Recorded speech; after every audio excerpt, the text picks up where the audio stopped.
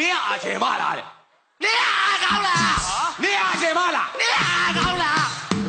哦，你讲什么？胡总，阿叔，别阿爷别别阿高啦，你阿姐骂啦，你阿高啦。哦，哪里没有你？你都没讲呀，包给阿姨上么标呢喏？你妈俺都谈什么嘛？别的我会没事的，别都搞一件的。မလုပ်ရဘူးလို့ဦးမျိုးပြောတယ်မလားဦးမျိုးပြောဦးမျိုးအားတယ်မလားဦးမျိုးအားကောင်းနာနေရဲ့လို့ဟောလီရေခဲရေတောက်တာများလို့ဟုတ်တယ်အဲ့လိုတော်တော်တင်ညာစရာတစ်ခုရှိပါတယ်ကြားပြစီတယ်ဟိုဒီကျွန်တော်တို့ကားတွေကကားစားရုံကြီးမှာလေ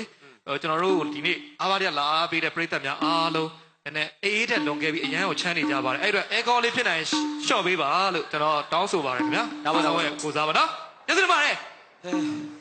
ခွန်းတော့ကောင်းမှုဆိုပြရသေးအောင် အေးလေခွန်းတော့လေးလုပ်ပါလို့အသင်းလေးပါငါတို့ပွဲရေချက်နဲ့လိုက်အောင်ဆိုလိုက် ရေချက်နဲ့လိုက်အောင်ဆိုရမယ် ဒီချာဆိုပါ ခေစနေနဲ့ညီညာရမယ် ဟုတ်တယ် အလူပွဲနဲ့လိုက်အောင်လဲဆိုရမယ် ဟုတ်တယ် ဟာလားလက်ရှိခံစားနေရတဲ့ခံစားမှုလေပါရမယ်ဒါပေါ့ခွန်းတော့ဆိုတာအကုန်လုံးကိုကိုစားပြုဟုတ်တယ်သိဟုတ်တယ်ခြုံငုံပြီးတော့ကျွန်တော်တို့ဒါတင်ပြတာဟုတ်တယ်စာစီပြီးတင်ပြတာအဲ့တော့ခွန်းတော့လေးစိုးမယ်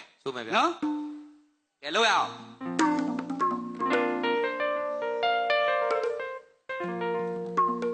El niño နဲ့လာလီညာ El niño လာညာ El niño နဲ့လာလီညာ ဟုတ်ကဲ့ဘာတလှဲစီလဲလာတော့ ဟုတ်ပါတယ်အပူတွေကဲပါလို့ဟုတ်ကဲ့မိုးဒီရွာဒီတို့ရေနာမအခက်ဝေးပြစေရနာဖက်ပါလို့ဟုတ်ကဲ့အခက်ဝေးပြစေရနာဖက်ပါလို့နော်ကျွန်တော်တို့တရင်သားလေးဂျာနယ်တွေထဲမှာအပူဒဏ်တွေလွန်ကဲပြီးတော့ကျမ်းမာရေးထိခိုက်မှာဆိုလို့တတိပေးကြီးညာချက်တွေကျွန်တော်ထုတ်ပြန်ထားရတယ်ရှိတယ်ဗျနော်အခက်ဝေးပြစေရနာဖက်ပါလို့ဟုတ်ကဲ့အချက်တွင်မကွာသေးချာချက်ပါမှာမှန်ပါဗျာအနာမဲ့စွာအသက်ရှိကြောင်းကျွန်တော်တို့ရှင်တန်ချင်းနေစီအဖွဲကစုမုံတောင်း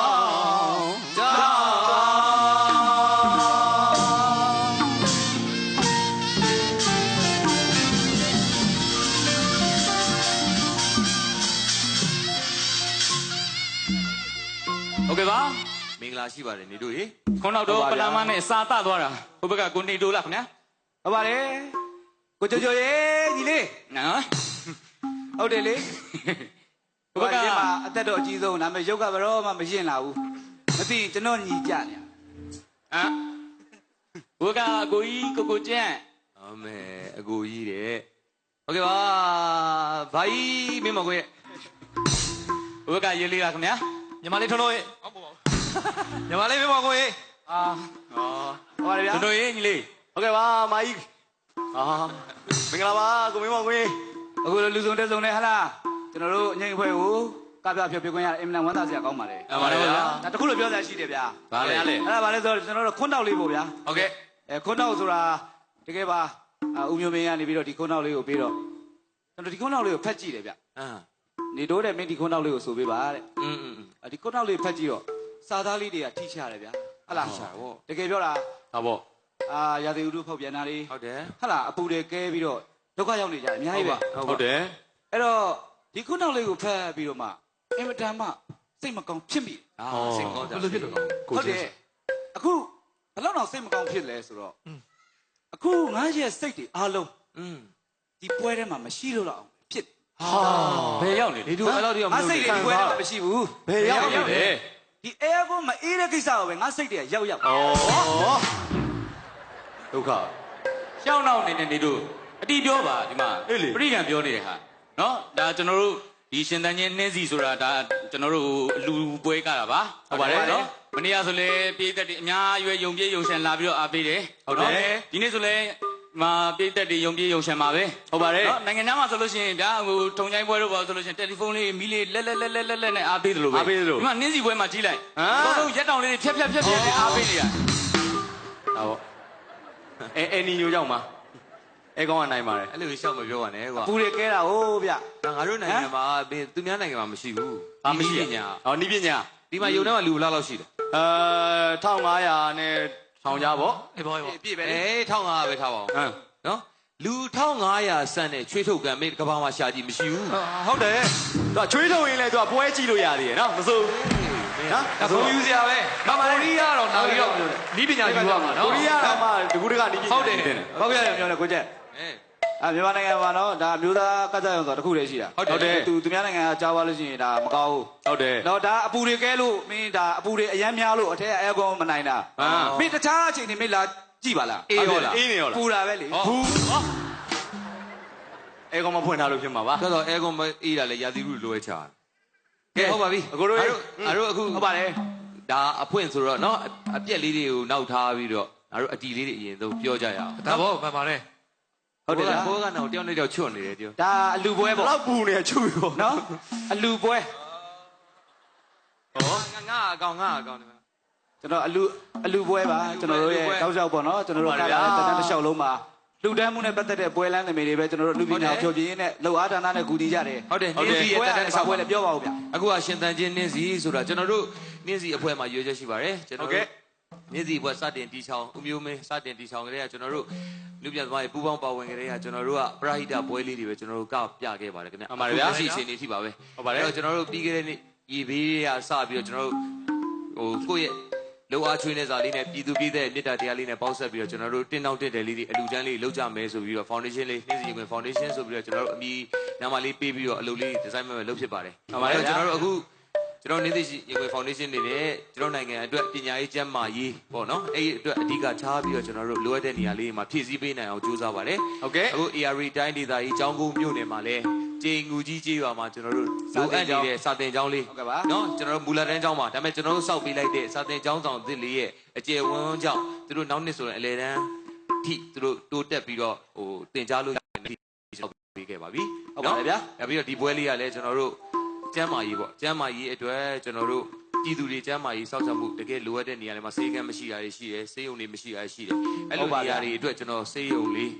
းတခုကျွန်တော်တို့နင်းစီအနေနဲ့ပြည်သူရဲ့အမြင့်တာနဲ့ပူးပေါင်းပြီးတော့ဆောက်လုပ်လူတန်းခြင်းလို့ဒီပွဲလေးကိုစီစဉ်ပြီးတော့ကပြတာပါနင်းစီကတစ်နှစ်မှာအများဆုံးကျွန်တော်တို့တပွဲပဲကပါတယ်ခင်ဗျနေ့တိုင်းကျွန်တော်တို့ဒီလိုပွဲလေးလုပ်ချင်တာပါနောက်ပြီးကျွန်တော်တို့ရီမန်းချက်တစ်ခုက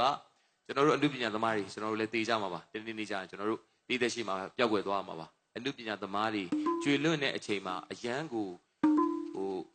ဝမ်းနဲ့စရာကောင်းပါတယ်အားလုံးလူတွေကတည်မျိုးကြီးပါပဲခင်ဗျဒါပေမဲ့ကျွန်တော်တို့အမှုပညာသမားတွေကျွေလွတ်သွားတဲ့အချိန်မှာပြည်သက်တွေအတွက်လည်းအမှတ်တရလေးဖြစ်အောင်ဒီမြန်မာနိုင်ငံကြီးမှာမြန်မာမြေကြီးမှာဒီလိုပြည်သက်တွေချစ်တဲ့မြတ်တာထားတဲ့အမှုပညာသမားတွေထွန်းတောက်ခဲ့ပါလားဆိုတာလည်းအမှတ်တရဖြစ်အောင်ကျွန်တော်တို့ကျဲကျွေပွင့်တို့နားခိုရာဆိုတဲ့တုတ်တန်တစ်ခုကိုကျွန်တော်တို့နှင်းစီကနေပြီးတော့စောက်လို့ကျွန်တော်တို့လူတန်းသွားဖို့လည်းရှိပါတယ်။အဲမှာလူပညာသမားတွေရဲ့လဲလျောင်းရာအိတ်ဆက်ရာနားခိုရာကျဲပွင့်လေးတွေကျွေးလင်သွားရင်အမှနားစီခြင်းနဲ့စေစနာမှာခင်ဗျ။အဲ့ဒါကျွန်တော်တို့နှင်းစီပွဲရွယ်ချက်ပါ။အခုတော့စေယုံကိစ္စလေးပြီးကျွန်တော်တို့နောက်ကြလို့ရှိရင်ကျွန်တော်တို့အဲ့ဒီရွယ်ချက်လေးကိုဆက်လက်အကောင့်ထဲပေါ်မှာဖြစ်ပါတယ်။ ဟုတ်ပါတယ်ကျွန်တော် private ပွဲလေးပါ ဟုတ်ကဲ့ပါ ဒီမှာဆိုရင်ကျွန်တော်ကူညီထားတဲ့လူတွေကအများကြီးပါပဲဗျ အများကြီးပါဗျာ အဲကျွန်တော်တို့ဟာလာမနေ့ကကျတော့ဝတ်စုံလေးတွေကတစ်မျိုး ဟုတ်တယ် ဒီနေ့ကျတော့တစ်မျိုး ဟုတ်ပါဗျာ ဟမ် ပြောပြပါဦးဒီတွေ ကျွန်တော်တို့ကြည့်ရတာနှစ်မျိုးဖြစ်နေတာဗောနော် နှစ်မျိုးပေါ့ဒါပေါ့ တရက်တစ်မျိုးဖြစ်နေတာဟုတ် ဒါပေါ့ တရက်တစ်မျိုးဆိုတော့လည်းမတူအောင်ပြောရတာပေါ့နော်အဲ့တော့ဒါဝတ်စုံလေးတွေကတော့ဒီဇိုင်နာမင်းသက်ဆန်ဟလာရုံးရွှေကြီးဘိုးတယ်တွေကနေကိုတောင်တောင်တို့စီစဉ်ပေးထားတာပါ ဟုတ်ပါတယ်ဗျာ နော်ဒါလေးလည်းထည့် နေ့ ပြောရ စီ တာ ပွဲတိုင်းကိုသူတို့ကပါရမီဖြည့်နေကြပါဗျာ ဟုတ်ပါတယ်ခင်ဗျ နော်အခုဒီမှာလဲဒီဝိုင်းဆိုလဲကိုခမောင်ကြီးနော်ဒါကိုခမောင်ကြီးတို့ဒီဝိုင်းဆိုရန်ကုန်မှာကားနေ့စီပွဲတွေဆိုရင်ကိုခမောင်ကြီးတို့ဒီဝိုင်းနဲ့အမြဲတမ်းဒီမှာရွာသားဖိုးစီယန်နဲ့ဖိုးစီယန်ရဲ့အဆိုင်ဝိုင်းအဖွဲ့နဲ့ကျွန်တော်တို့လက်တွဲတယ်နိုင်ငံတကာပွဲတွေသွားကရင်ကိုစိုးမိုး ဟုတ်တယ်ခင် နော် ဗျ ကိုစိုးမိုးနဲ့ကျွန်တော်တို့သွားကြပါတယ်ဂီတမကိုစိုးမိုးနဲ့သွားကြပါဒါကျွန်တော်တို့ရဲ့ unity team တွေပါဗျာအားလုံးကိုလည်းကျေးဇူးများကြီးတင်ပါတယ်ခင်ဗျာနောက်ပြီးတော့ကျွန်တော်တို့တကယ်ချင်းဗဒမားကေခိုင်ရှိပါသေးတယ်ဗဒမားကေခိုင်ဆိုတော့ကျွန်တော်တို့ရဲ့လိုအပ်တာမှန်သမျှကိုသူအောက်ခြေသိအကုန်လုံးဟိုစီစဉ်ဆောင်ဖို့အစအဆုံးအထိသူအကုန်လုံးဆောင်ရွက်ပြီးတယ်ကျွန်တော်တကယ်ချင်းပါ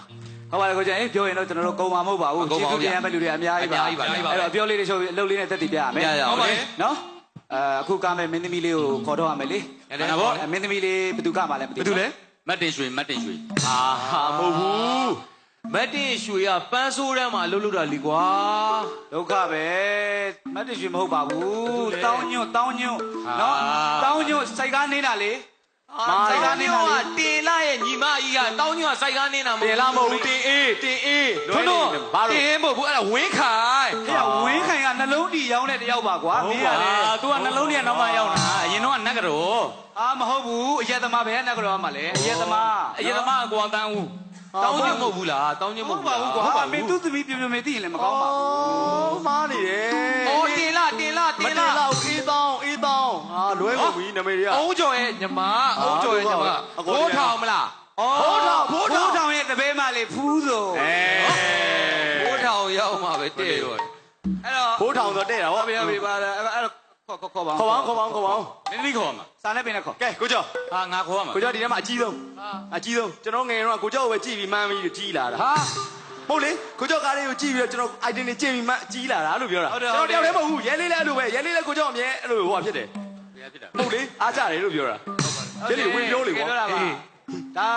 တကယ်ပဲသူရှင်းမီနောက်မီ ဟုတ်တယ် ရှင်းမီနောက်မီကလာထိုင်ကြီးပေါ့ဟုတ်ပါဘူး အခုအဲ့လိုပါရ တကယ်ပြောတာပါကျွန်တော်တို့ကဟိုရှစ်တန်းကိုတန်းအရွယ်တုန်းကကိုကျော်ကားတွေပဲကြည့်ရလေ ဟုတ်တယ် တကယ်ပြောတာပါကျွန်တော်တို့ရခိုင်မှာနေတုန်းကဆိုရင်ကိုကျော်ကားတွေကြည့်ပြီးတော့ကျွန်တော်တို့ကြီးလာ ဟုတ်တယ် ကြီးရွယ်ရောက်လာတယ် ဟုတ်တယ်တွေ့တာမှပြနေ ဘာတည်း မဟုတ်ဘူးလေအနုပညာစိတ်တွေကိုကျော်ကားကိုကြည့်ပြီးတော့အနုပညာခံယူချက်တွေကြီးမားလာတာ ကြီးလာတာ ဒီတို့ စင်ပေါ်မှာအတူတူတွေ့ရမယ်လို့မထင်ထားတာ မှန်တာ ဒီ ပေါ့ တော့ငါအဲ့လိုဝိုင်းမပြောနဲ့နော် အပြည့်လေ ငါစိတ်ကတိတ်ခိုင်တာမဟုတ်ဘူး ဩတွေ့လား မင်းသမီးခေါ်ရမှာလား မင်းသမီးခေါ်ပါ ဟုတ်ပြီမင်းသမီးခေါ်တယ်ဆိုတာစားနဲ့ပင်နဲ့ခေါ်ရတယ် လုံးလိုက်စမ်းပါဦး အလန်းလေးလိုမြင်ရောက်ပြီး ဟုတ်ပြီ အလန်းလေးလိုမြင်ရောက်ပြီး ဟုတ်တယ်လေဗျာ မှန်းတွေ့လို့အထင်တောင်ကြီးတယ်ဟဲ့တကယ်ချင်းတို့ရေ ဟေး ဟောဒီမှာနှခမ်းမွေးကိုခင်မောင်ကြီးဆိုလား ဒီလိုလေးလေ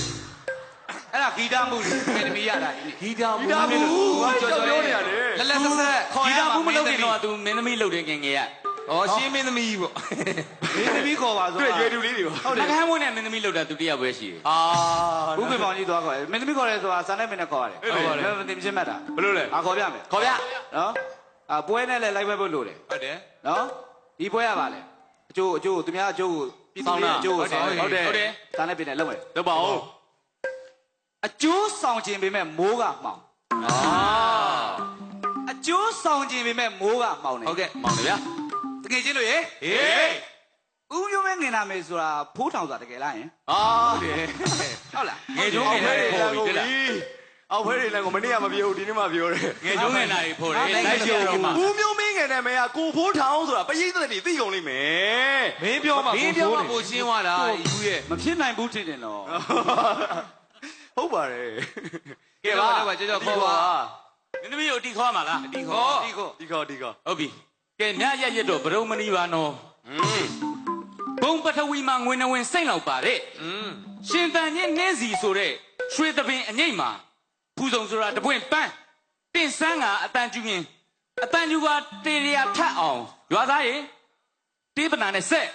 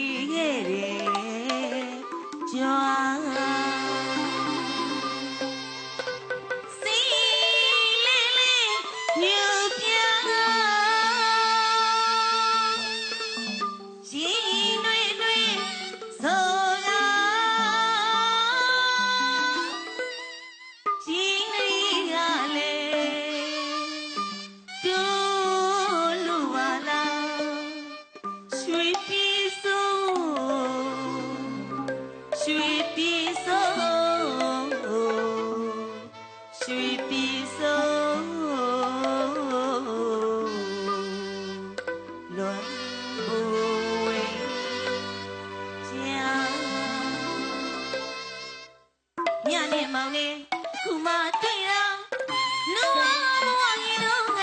အပြောင်းကတော့အရေးစရာပါ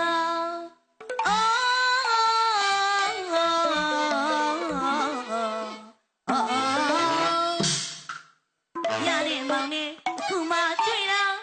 လူဝဘဝကြီးတော့ကအပြောင်းကတော့ရေးစရာပါသမီးလေးတို့ဝတ်ခေါင်းညငယ်စိတ်ခေါင်းလူတွေမဝင်ခင်သေးတော့အလားပြင်းစင်ရှာဒီကုန်းကုန်းပြောမယ်သောတသက်မှုဘရက်သွားရအောင်ရှင်တွေကက်စီတရီလူခါသုံးနဲ့ပါတယ်အုံမို့ပကူရှာဒေါ်လာရက15ရလောက်ဆွေရတောင်းကိုများကမြောက်စားပြီးမဲ့ကိုလုံးကလောက်မပြောပါ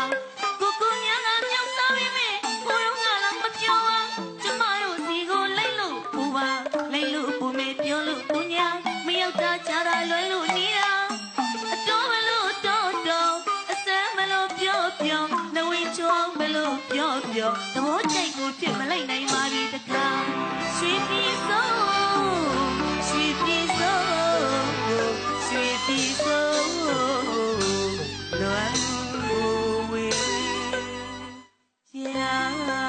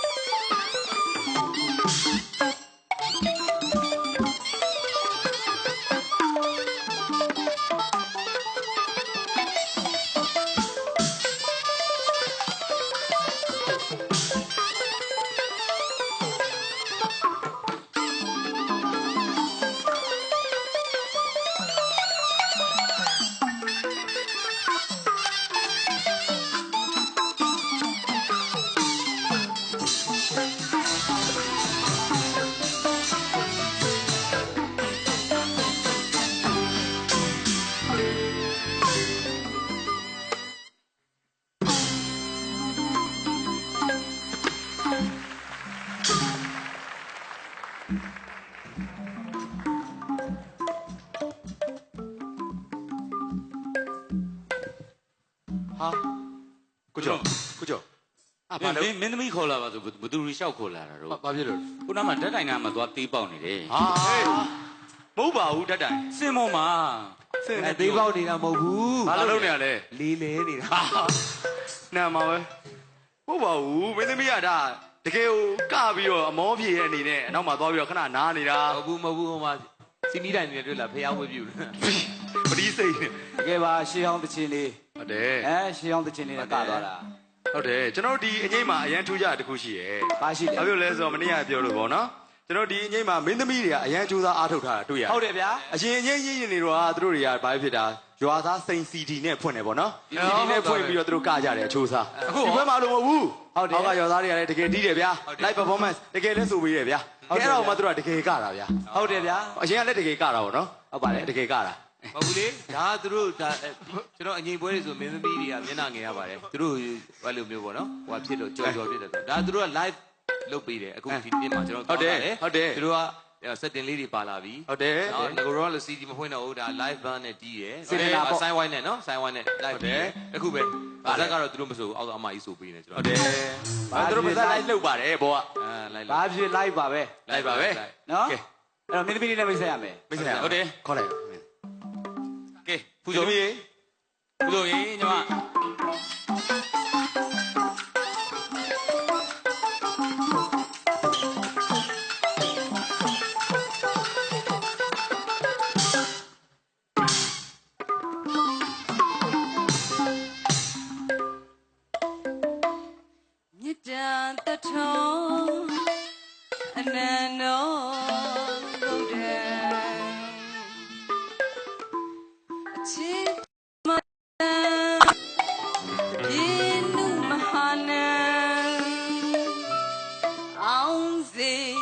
တူတပါမေကလာ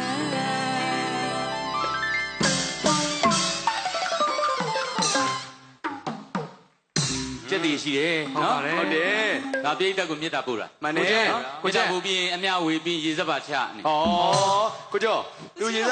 က်ကြတာမြန်မာပြည်တယ်မဟုတ်ဘူးတခြားနိုင်ငံမှာပါတယ် ဘယ်နိုင်ငံ တပအင်္ဂလန် တပ္ပမင်္ဂလာ ကိုချက်ကိုချက်ခုနပြောတာဗာလေးလဲတယ်ဗလားခုဆိုလေးလဲတယ်ဆိုတော့ကျွန်တော်ယုံသွားပြီဘာသူဆိုတဲ့အစာသားကိုကြည့်တယ်လေ ပါလေ မဟာနန် ဩ နန်နဲ့တဲ့မဟာနန်ရိုးနန်တာပေါ့ တွေ့လား ကြီးကျယ်အောင်နန်း ကိုကျန်းကကိုယ်တိုင်မစိုးဘူးပြောလို့ဆိုရတယ် ဆိုကိုယ်တိုင်ဆိုပြတာ ဟုတ်တယ်ဖူးစုံ ဆိုပြသွားတာ ဖူးစုံ ဘာမလုပ်နဲ့ ဟမ် တော်တယ် တော်တယ်ကဲဖူးစုံဟင် ကဲဆုံးလို့နှင်းစီမှာအနုပညာတက်တန်းအကြဆုံးဖြစ်ပေမဲ့ရုပ်ကနုနုလာတယ်ကြာလေနုလေကိုကြာနုဖြစ်တယ် ကိုကြာနုတယ် ကိုကြာနုတယ် အိမ်နာမဲလားကျွတ် ကိုကြာနု ကိုကြာနုတယ် သူများအကောင်းတယ်လည်းပြောရတယ် ခုဆို ကိုကြီးကြာနု ကိုဂျာနုနဲ့ကေဂျာနုနဲ့ဘာတော်လဲ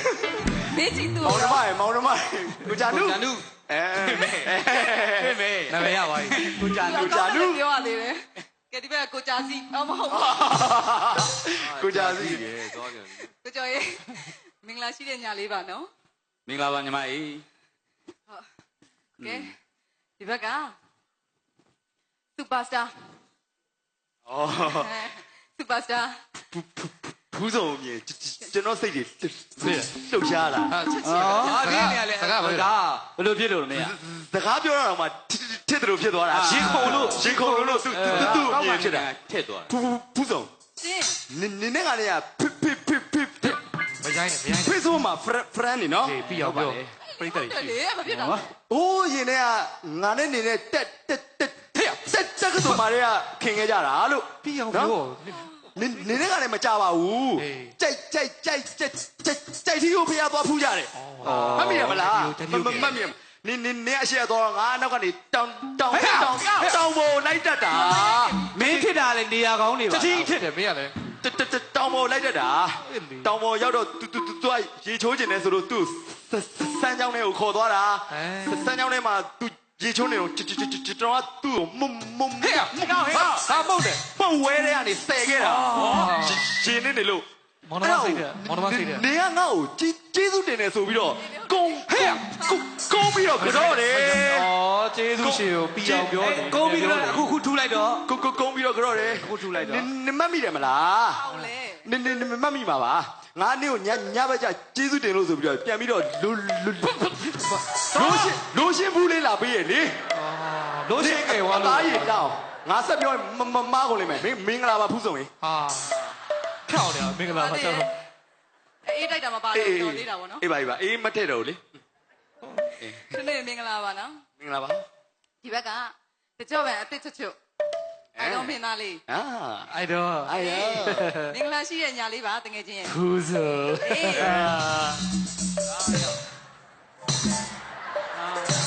ာလေကွာ ဘာဖြစ်တာ ဟုတ်လား ရဲလေး မသိဘူးလား ငါထစ်ပဲထစ်တာမင်းကလက်ပါနဲ့ဘာလို့လဲ ညီမလေးနောက်တစ်ခါတော့ထပ်ခေါ်ပေးပါတကယ်ချင်း ဟမ် တိတ်ရှင်းဘယ်လိုဖြစ်လဲမင်းတိတ်ကိုရှင်းပြမလို့ ခေါ်ပေးလိုက်ခေါ် ရဲလေးမင်္ဂလာပါနော် ဖူးဆို အမလီမမ လုံးပြောဘာလုပ်တာလဲဘူးစုံခေါ်တာ မသိဘူးလားမသိဘူးလေနောက်တစ်ခါတော့မြန်ထပ်ခေါ်လိုက် အော်တေချာကြည့်ပါဦးကို ခုံးနဲ့ ခေါ်လိုက်ဟဲ့ဘာလဲတော့မသိဘူး ရဲလေးမင်္ဂလာပါ ဖူးဆို အော်တော်ပြီအားလုပ်တာလဲလား အမကဖတ်ချင်လို့ဖတ်တာဟိုဘူးဟိုတလောအဲ့ဒါဗါလေ free house ဆိုပြီးတော့အဲ့လိုလွတ်လပ်စွာဟိုရင်ဖတ်ခွင့်ရှိရဲဆိုတော်ပါပြီ တော်ပါပြီ ငါနေသမအဲ့လိုကျေးဇူးဘူးစုံခေါ်ဘူးစုံပြန်ခေါ်ကြည့်ရငါလည်းထူးကျင်လို့ဒီသမဖယ်သမနေရရှိရ ဟိုမရဘူး ရတယ် မရဘူး ဖယ်သမလို့ထူးမလို့ ထွန်းထွန်းရေ ဘူးစုံ တော်တော် တော့ပါ ဘယ်ကိုသွား မရဘူးဆိုလည်းပြီးရပဲလေဖြည်းဖြည်းသက်သက်ပြောကြပါခင်ဗျားတို့ကလည်းပြင်းတာဆိုတာ9လောက်ရှိတယ်ဟာ မင်္ဂလာပါသူ မင်္ဂလာပါဒီဘက်ကဇနီးချောချောလေးတပီးချောချောလေးကိုပိုင်ဆိုင်ထားတဲ့ ကွီးကြံ အာ ကွီးကြံကွီးကြံ ငါသူ့နာကိုမကက်အောင်ငါ့ကိုမိမနဲ့ပတ်တုပ်လိုက်တာ ကွီကြံတယ်ပြောလိုက်သေးတယ် အားရကြမျက်နှာအရမ်းပူသွားတယ် ကဲပြန်ခေါ် ကွီးချက်ရေမင်္ဂလာပါ ဘူးစော ဒါလီဘာလို့တာလဲ မျက်နှာဘူးလို့လေ ဩမျက်နှာချင်းဆိုင်မဖတ်တော့သူကအနောက်ကနေလှည့်ဖက်တယ်မစိုးပါဘူးဖုန်းချခြင်းအားသွင်းသလိုဘုံထိုင်လို့ ဝါစကားပြောတယ် နော်နော်နော် ဒီကပါ လေးစားကွချက် ဘလူလူတွေမှမသိဘူး ဟာမပြောကုန် ဘလူလူတွေမှမသိဘူး အမေအမေ ခံစားနေရတာပေါ့ဘယ်ရောက်တော့လဲ ဟုတ်တယ်ပြောပါအောင်ကိုနေတို့ရေဘလို့လူတွေမှအောင်မသိတာ ဒီခေါ်လိုက်အောင်လေသူ ကဲခေါ်ပါဦးသူ ကိုနေတို့ရေ ခံစားနေတာခံ ဟာ စား ဘာခံစားနေရလဲ အာရင်ထဲမှာမကောင်းဘူးတကယ်ပြောတာ ဘာဖြစ်လို့လဲကိုနေတို့ရေ မင်းတို့ကမသိဘူးမင်းတို့တရားမှမသိဘူးနော်ဖူးဆိုဒီပွဲပြီးတာနဲ့နိုင်ငံသားကပြီးပိန်ထွက်သွားတော့မှာ ဟုတ်လား နော်အာရင်ထဲမှာမကောင်းအဲ့တော့ငါဟိုတချင်းလေးနဲ့ငါသူ့နှုတ်ဆက်ရင်းနဲ့ငါထူးခြင်းတယ် ဘယ်တချင်းလဲ ဂျီဖက်တချင်းလေးနဲ့ ဘယ်တချင်းလဲ ခဏလေးရောခဏလေးပြန်ခေါ်လိုက် ပြန်ခေါ်တယ်ဘာလဲဟာ ကိုနေတို့ရေမင်္ဂလာရှိတဲ့ညပါ ဒီနိုင်ငံကထွက်သွားတော့မယ်ဆိုဒီစိတ်ရနေစိတ်တဲ့ဘုံတော့ဒီနိုင်ငံကထွက်သွားတော့မယ်ဆိုဒီစိတ်ရနေစိတ်ချီဘုံတော့ bye bye bye bye bye bye bye bye bye bye bye bye bye bye bye bye bye ပြီးအောင်တလိမ့်ချင်အောင်နားထောင်ရတယ်လေဘေးမှာကြက်လိုက် ဘိုင်ဘိုင်နဲ့ကိုကြီးထိုကြီး red ဆိုနေသူတို့ ဘုသူရေမင်္ဂလာပါ မင်္ဂလာပါရှင်ဒီပွဲလေးဟာဦးစုံတို့ရဲ့ပြည်သူ့ကျန်းမာရေးစောင့်ရှောက်မှုရန်ပုံငွေပွဲလေးဖြစ်ပါတယ် ဟုတ်တယ် ဒီပွဲမှာပါဝင်ခွင့်ရတဲ့အတွက်လည်းအထူးပင်ကျေးဇူးတင်ပါတယ် ဟုတ်ပါလေဗျာ ဒီပွဲကိုကမယ်ဆိုရဲဦးစုံကိုအမှုပညာနဲ့အကောင်းဆုံးအကြံဉာဏ်ပေးတဲ့ဦးစုံရဲ့လင်းလင်းအကယ်ဒမီဦးခင်မောင်ကြီးကျေးဇူးတင်ပါတယ်ဖိုးသက်တန်နဲ့ပလီယာများအားလုံးလည်းကျေးဇူးတင်ပါတယ်ရှင်ဦးစုံပြီးတော့အမှုပညာရအောင်အစစရရကူညီပေးတဲ့မက်ဘရန်များသင်ကြားပေးတဲ့ဆရာကိုထပ်ကိုလည်းကျေးဇူးတင်ပါတယ်ဒီတခြင်းလေးကဦးစုံကပြဖြော်ပြရဲ့တခြင်းလေးကရွှေပြည်စိုးဆိုတဲ့တခြင်းလေးဖြစ်ပါတယ်ရှင်ဒီတခြင်းလေးကိုအဘနန်းတော်ရှိဆရာတင်ရေးဆက်ပြီးတော့အမေလေးပါတီတော်မြရင်ကပြထားတဲ့တခြင်းလေးဖြစ်ပါတယ်ရှင်တခြင်းကိုဦးစုံကပြဖို့အတွက်ခွင့်ပြုပေးတဲ့သူအားလုံးကိုလည်းကျေးဇူးတင်ပါတယ်ဦးစုံဒီရွှေပြည်စိုးတခြင်းမှာကဖို့အကတင်ကြားပေးတဲ့ဦးစုံရဲ့အမမချစ်စောကိုလည်းဒီနေရာကနေကျေးဇူးတင်ပါတယ်ရှင်ဦးစုံတို့ရဲ့မင်းသမီး၄ယောက်လုံးရဲ့ဝတ်စုံတွေကိုစီစဉ်ပေးတဲ့ကိုမင်းသက်ဆန်ဝင်းဝါနွယ်နဲ့အိုင်စတာအဖွဲ့ကိုလည်းကျေးဇူးအများကြီးတင်ပါတယ်ရှင်အကိုတို့ရေဒီတချင်းလေးကဦးစုံဆိုကားတဲ့တချင်းလေးကမပြီးသေးဘူးရှင် ပြီးသေးဘူးတန်လိုင်း ဟုတ်တယ် ရှိရ သူမပြီးနိုင်မဆုံးနိုင် ဟုတ်တယ်မင်းသမီးပြီးသေး မ ဘူး င်းသမီးတော်တော်ချမ်းနေရှာတယ်ဟိုပါချွေးတွေတော်တော်များနေ လို့ပါအောင် ဟုတ်တယ်မာမီရမာမီလို့လုပ်တယ်တွေ့လား မပြီးနိုင်မဆုံး မင်း နိုင် သမီးတို့သူယူလိုက်တယ်တွေ့လား ဆိုနောက်ထပ်ပြီးတော့ဘလူတွေကပြဖြောပြအောင်မလဲဆိုတာပရိသတ်ကြီးကြည့်ရှုခံစားပေးပါအမှားများပိုင်လဲခွင့်လို့ဖြစ်ဆက်ပြီးတော့ကြည်ပေးကြပါရှင် ကဲကြည့်ပြရစီဗျာ